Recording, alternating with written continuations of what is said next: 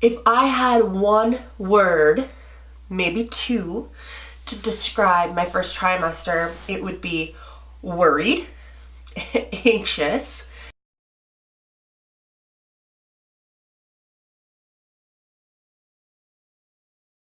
Hey everyone, welcome back to my channel.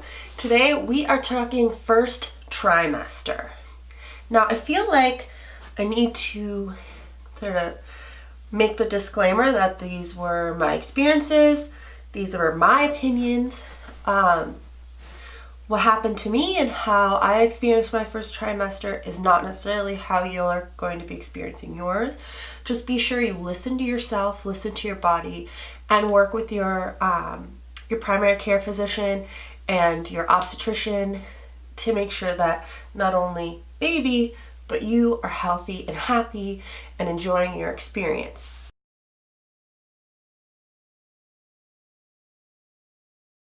I missed my period, took a test. Now, throughout the year that had happened, I had been a couple days late. I take the test, it's always negative. This time I did the exact same thing, expecting it to be negative, but I wanted to take it anyways.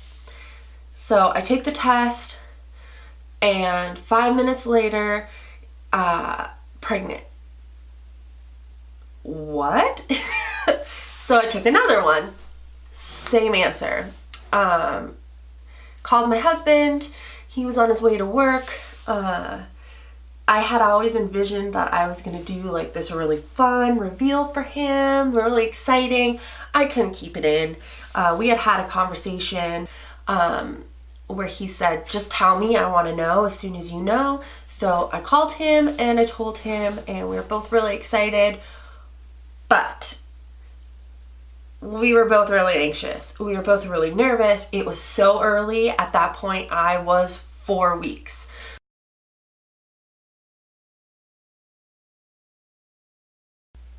I started spotting, completely freaked out, couldn't sleep, had dreams of miscarriage, constantly going to the bathroom to see if anything had changed. It's normal as your body gets used to the implantation and there's more blood going to your uterus. Some spotting's normal as your cervix is closing. And let me tell you, I spent a week. I spotted for a week. I spent that entire week a wreck. It was awful. I felt like crap emotionally. I was so worried that I didn't talk to my husband about it because I didn't want him to be worried. And so I really went through it by myself. I had a friend who had a lot of miscarriages because she has PCOS. And I tried to talk to her about it. So the advice she had was, it's possible I'm having a miscarriage. And that's how her miscarriages started. And I was so scared. Luckily, a week later, week 6, that all stopped, okay? So I felt good. I wasn't spotting anymore.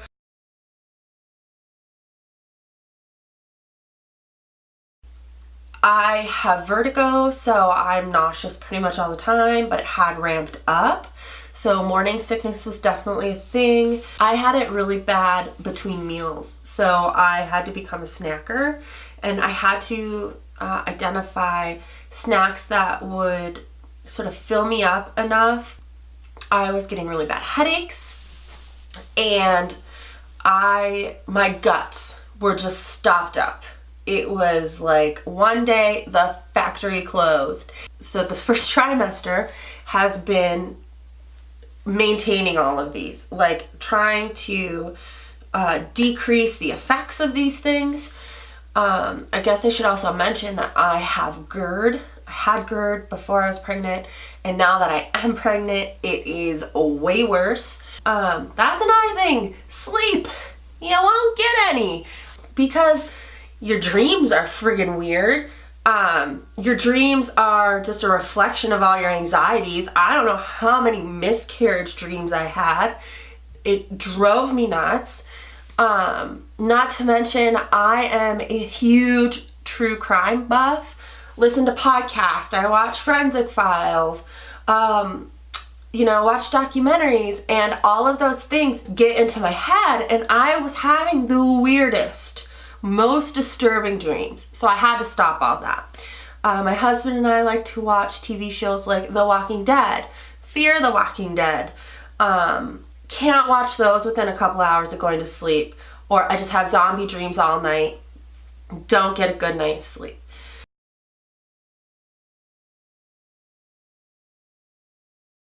And of course, and if anything, I could tell you, be careful what you Google.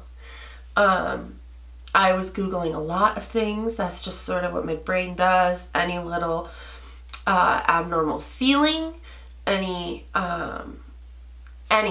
I was Googling, and everything on the internet is the end of the world. I did Google it on a lot of these pregnancy forums. You're either going to see, oh, you're having a miscarriage, I'm sorry to tell you, or you're going to see it's normal.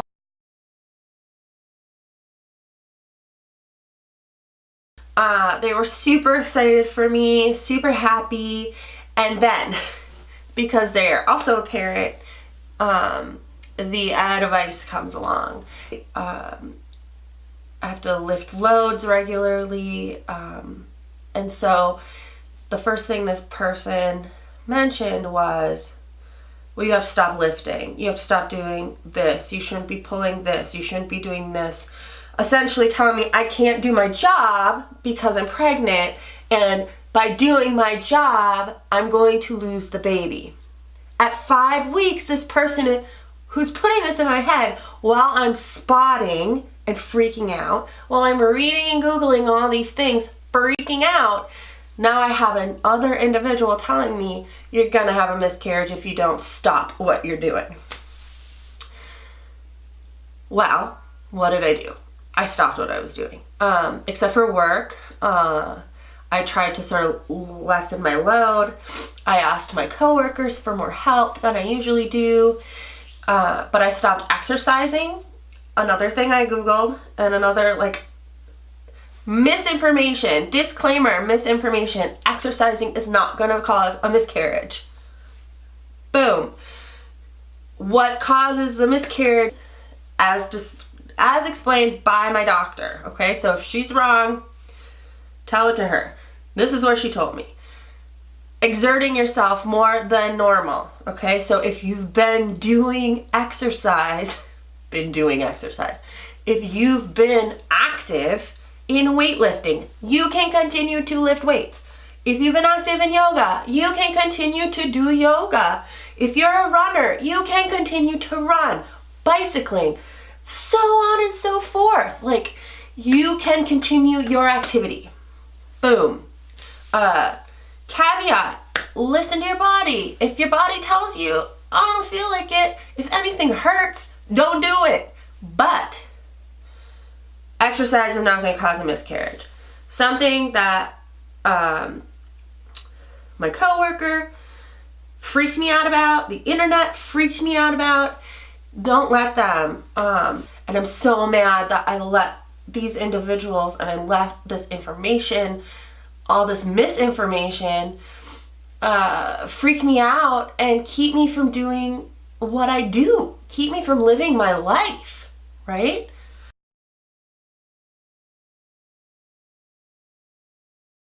Is we can all come together and realize that I shouldn't say we, I know what every other soon-to-be first-time mom knows or feels, but I know I feel alone in this process. The other mothers in my life, I feel like they forgot what it was like to be scared and not know the first time they were pregnant. I get a lot of, oh, it'll be fine. And I feel like that's dismissing my fears and it doesn't help. They give you all this advice, but you need to figure it out on your own. You need to come to terms with it on your own. And what works for one mom isn't going to work for every mom. I have gotten a lot of good advice, especially from my younger friends who have had their children more recently. And for example, one of my really good friends, she had the worst morning sickness, not just in the first trimester, her entire pregnancy. And so being able to talk to her about sort of what's going on with me and realize it's not as bad as I think it is, that my experience is pretty normal, has really helped me a lot. So I'm gonna go try to make good choices. I hope you do too, and we'll see you next time.